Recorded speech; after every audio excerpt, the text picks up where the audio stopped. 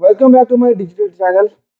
और champions league कभी भी आपको डिसअपॉइंट नहीं करती, कुछ ना कुछ आपको ऐसा देखने को जरूर मिलता है जहां पर आपके जो है ना पैसे पूरे हो जाते हैं।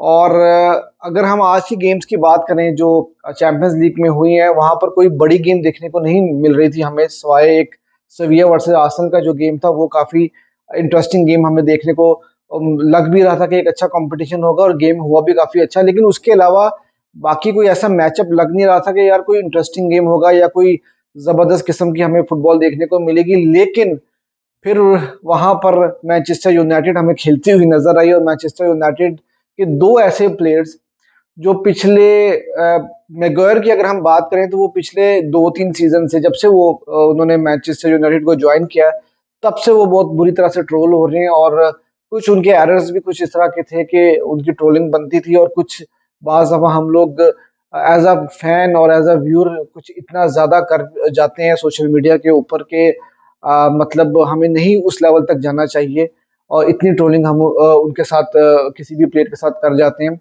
और जब आप इतनी ट्रोलिंग कर रहे होते हो तो ऑब्वियसली ये प्लेयर्स भी तो सोशल मीडिया देखते हैं, तो वहां पर जब वो देखते हैं तो उनके कॉन्फिडेंस का क्या हाल होता है। तो ये भी हमें चीज जो है वो जरूर सोचनी चाहिए। अब उनाना और मैगवायर ये दो ऐसे प्लेयर हैं जो सबसे ज्यादा ट्रोल हुए। उनाना पिछले जितने भी मैचेस उन्होंने खेले वहां पर उन्होंने कुछ ब्लंडर्स भी किए, अगेंस्ट बायर्न के अगेंस्ट भी उनके कोई अच्छी परफॉर्मेंस नहीं रही थी। प्रीमियर लीग में भी वहां पर उन्होंने कुछ ऐसे गोल खा लिए थे कि जिसकी वजह से उनको काफी ज्यादा ट्रोल किया गया, और फिर वही शाउट्स आ रही थी कि यार डिहा को क्यों निकाल दिया गया, और ये है तो वो है। जब डिहा खेल रहे थे तो उस टाइम पर उनको ट्रोल किया जाता था कि यार वो मतलब बड़े एरर्स कर जाते हैं, और वो यूनाइटेड जैसे बड़े क्लब के लिए वो गोलकीपर नहीं बने, और इस तरह करके जो है वो सारी बातें थी। तो मेमोरी जो है, शॉर्ट मेमोरी सारे फैंस की होती हैं। जब एक प्लेयर आपके साथ खेल रहा होता है तो उस टाइम पर हम उसकी कदर नहीं करते, और जब वो चला जाता है तो उसके बाद फिर हमें उसकी कदर याद आती है। तो this is football and this is life. और मैं इसलिए एक बात हमेशा ये कहता हूँ कि यार कभी भी जो है वो बिलो द बेल्ट नहीं जाना चाहिए, और रिस्पेक्ट जो है वो हमेशा करनी चाहिए। फुटबॉल है, गेम है, गलतियां होती हैं, और हर आदमी जो है वो मेंटली इतना स्ट्रांग नहीं होता। लेकिन अब मैगवायर और उनाना ने आज 3 पॉइंट्स जो है वो यूनाइटेड को दिलाए हैं, और ऐसी पोजीशन के ऊपर दिलाए हैं जहां पर आप ये कह सकते हैं कि यूनाइटेड जो है वो ऑलरेडी एक गेम ऑलमोस्ट हार चुकी थी। मैगवायर ने गोल भी स्कोर किया, और 7.7 की उनकी रेटिंग भी रही है। बहुत अच्छी उनकी सॉलिड परफॉर्मेंस रही, बैक पर भी डिफेंस में भी। और उनाना ने लास्ट बॉल जो लास्ट किक थी उसके ऊपर उन्होंने पेनल्टी सेव करके जो है वो यूनाइटेड को 3 बहुत इंपॉर्टेंट पॉइंट जो है वो दिलाए हैं। तो अब ये जो दो परफॉर्मेंसेस थी ओनाना और मैगवायर की, अगर आप देखें तो यहाँ से हो सकता है कि इन लोगों की वापसी आ जाए। वो कॉन्फिडेंस जो ये खो चुके थे, और वो जो फैंस जहां से वो ट्रोलिंग कर रहे थे, सारा कुछ हो रहा था, हो सकता है कि उन चीजों से ये रिकवर करके अब वापस अपनी उस फॉर्म में या उस पीक को जो है वो टच कर जाएं, जहां पर सबकी एक्सपेक्टेशन भी लगी रहती है, और एज अ प्लेयर वो खुद भी अपने आप से एक्सपेक्ट करते हैं। तो मेंटली स्ट्रांग होना बहुत ही इम्पोर्टेंट है। और जिस तरह के जो मोमेंट्स आते हैं गेम के अंदर, वहां पर आकर जब आप ऐसी परफॉर्मेंस कुछ क्लच मोमेंट के अंदर आकर आप ऐसी परफॉर्मेंस निकाल कर दे देते हैं, तो एक तो ये कि ये जो कॉन्फिडेंस होता है ना, ये बहुत लंबे तक आपके साथ रहता है कि यार उस सिचुएशन में जाकर मैं जब टीम हारने लगी थी या टीम पॉइंट लूज करने लगी थी, तो मैंने मेरे एक सेव की वजह से या मेरी एक ऐसी परफॉर्मेंस की वजह से हमारी पूरी टीम का जो है मोराल कहाँ से कहाँ चला गया था, और टीम जो है वो बहुत इंपॉर्टेंट पॉइंट्स जीतने में कामयाब हो गई थी।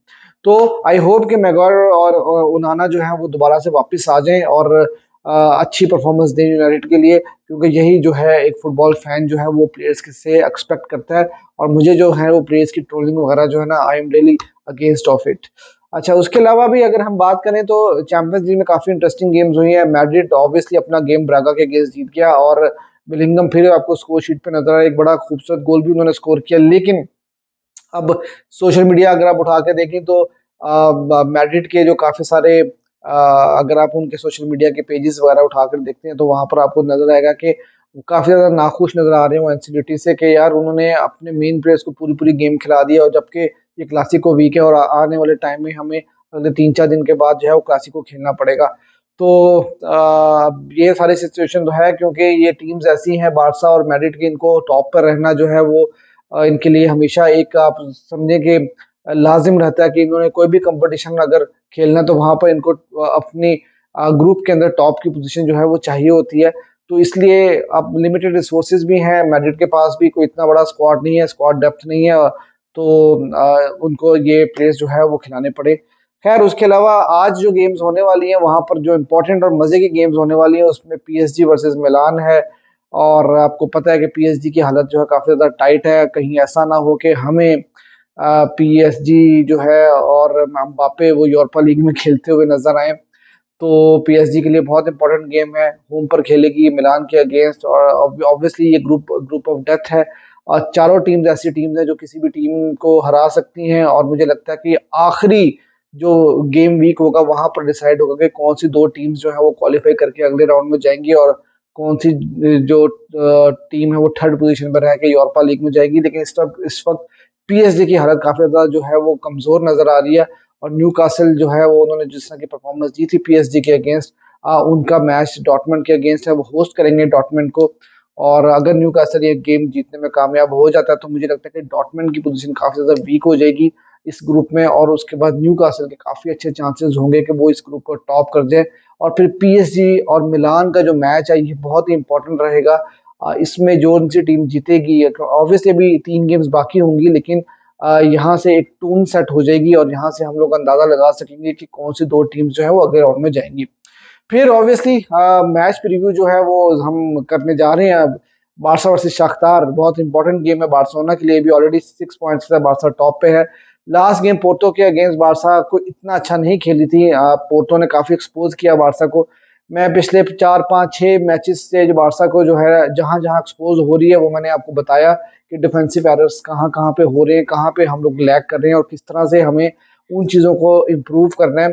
आई होप के बार्सिलोना जो है वो गलतियां नहीं दोहराएगा। क्लासिको वीक है, 4 5 दिन के बाद, 3 4 दिन के बाद जो है वो मैच है हमारा रियल मैड्रिड के अगेंस्ट, बहुत इंपॉर्टेंट गेम होने वाला है वो भी। मैड्रिड इस वक्त हमसे 1 पॉइंट ऊपर है, और ये मैच बार्सिलोना के लिए बहुत इंपॉर्टेंट होगा। अगर हम जीत जाते हैं तो बारसा जो है वो टॉप कर जाएगा ला लीगा टेबल पे, और सिर्फ रियल मैड्रिड ही नहीं, जिरोना भी वहां पे मौजूद है, एटलेटिको मैड्रिड भी वहां पे मौजूद है। एटलेटिक मैड्रिड ने एक गेम कम खेला है, अगर वो अपना गेम जीत जाते हैं तो वो इस टाइम पे टॉप कर सकती है वो टीम। तो काफी टफ कंपटीशन है। इस सब टफ टफ कंपटीशन में हमें चैंपियंस लीग को किस तरह से मैनेज करना है ये एक सवाल है। हम किस तरह से अपनी टीम मैदान में उतारेंगे, और काफी प्लेयर्स जो है वो इंजर्ड हैं, आप जानते हैं गावी ऑलरेडी सस्पेंडेड है इस गेम के लिए। तो अब देखना ये होगा कि चावी क्या टीम उतारेंगे। कुंदे भी अवेलेबल नहीं होंगे, लेवांडोस्की भी नहीं होंगे, पेड्री भी नहीं है, फ्रैंकी डी योंग भी नहीं है। तो अब फिर हमें वो उन्हीं रेगुलेशन जो रेगुलर प्लेयर्स हैं हमें उनके साथ ही जाना पड़ेगा।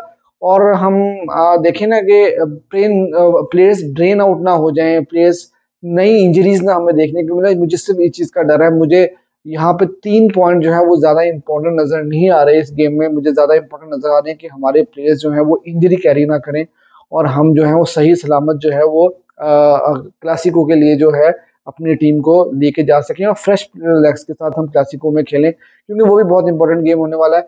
कहीं ना कहीं हम थोड़ा कंफर्टेबल जरूर हैं इस टाइम पर, लेकिन शाख्तार की अगर हम बात करते हैं तो शाख्तार की जो टीम है उसका प्लेइंग स्टाइल बार्सिलोना से मिलता जुलता है, मैनचेस्टर सिटी से मिलता जुलता है, क्योंकि वो टीम भी पोजेशन रखना जो है वो पसंद करती है, और अपने गोलकीपर को काफी ज्यादा जो है वो इन्वॉल्व करती है पोजेशन में, गोलकीपर को यूज करती है बहुत ज्यादा, उसको एक 11th प्लेट के जो है कंसिडर किया जाता है नॉर्मली।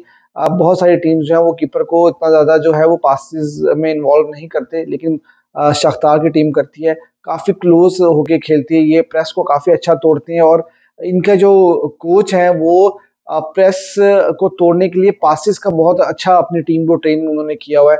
तो काफी अच्छी साइड है, इतने बड़े नाम नहीं वहां पे आपको नजर आएंगे, लेकिन ये है कि क्वालिटी टीम है। और इस टाइम पे थोड़ा सा ग्रुप में स्ट्रगल कर रही है, 3 पॉइंट के साथ वो इस टाइम पर थर्ड पोजीशन के ऊपर हैं पोर्तो के साथ। उनके भी 3 ही पॉइंट है, लेकिन वो सेकंड पोजीशन पे है गोल डिफरेंस पे। लेकिन शाख्तार की टीम जो है वो डेंजरस टीम है, अक्सर औकात वो बड़ी टीम्स को जो है तंग करती है। मैच अच्छा होगा और देखना ये होगा कि बार्सिलोना किन प्लेयर्स के साथ उतरेगा। लामिन यमाल को जो है वो पिछला मैच स्टार्ट नहीं कराया गया था, मोस्ट प्रोबेबली शायद हो सकता है कि उनको स्टार्ट कराया जाए। और देखते हैं कि बार्सिलोना जो है वो किन 11 प्लेयर्स को उतारेगा और किन प्लेयर्स को रेस्ट देगा। मुझे लगता है फर्मीन लोपेस को भी कल मौका दिया जा सकता है, क्योंकि वो काफ़ी अच्छी परफॉर्मेंस भी दे रहे हैं। फिलिक्स बहुत इंपॉर्टेंट प्लेयर है हमारे लिए, और आई होप कि फिलिक्स को जो है वो, अगर हम पहले हाफ में अगर 1-2 गोल की लीड ले लेते हैं, तो फिलिक्स और कैंसेलो को जो थोड़ा सा रेस्ट जो है वो देना चाहिए। तो देखते हैं क्या टीम जो है वो बार्सिलोना खिलाती है, लेकिन मैं यही जो है उम्मीद करता हूँ कि बार्सिलोना कोई इंजरी कैरी ना करे इस मैच से, और बार्सिलोना जो है वो एक अपनी जो है फुल स्ट्रेंथ के साथ जो है वो अगले आने वाले क्लासिको के लिए जो है वो टीम लेकर जाए। लेकिन दूसरे तरफ ये है कि इम्पोर्टेंट पॉइंट होंगे, ये 3 पॉइंट भी बहुत इंपॉर्टेंट है, क्योंकि हम होम पर खेल रहे हैं, यहाँ पर हम पॉइंट लूज नहीं कर सकते।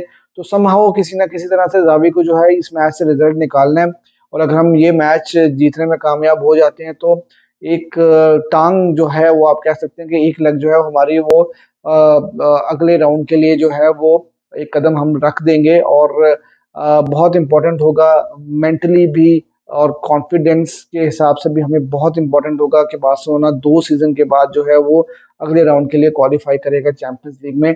तो देखते हैं कि कल का गेम कैसा होगा। मेरी प्रेडिक्शन ये है कि बार्सिलोना 2-0 से ये गेम जीतेगी। आप क्या प्रेडिक्ट करते हैं, वो मुझे जो है वो कमेंट सेक्शन में ज़रूर बताइएगा, और चैनल अगर अभी तक आपने सब्सक्राइब नहीं किया तो चैनल को सब्सक्राइब भी कर दीजिएगा।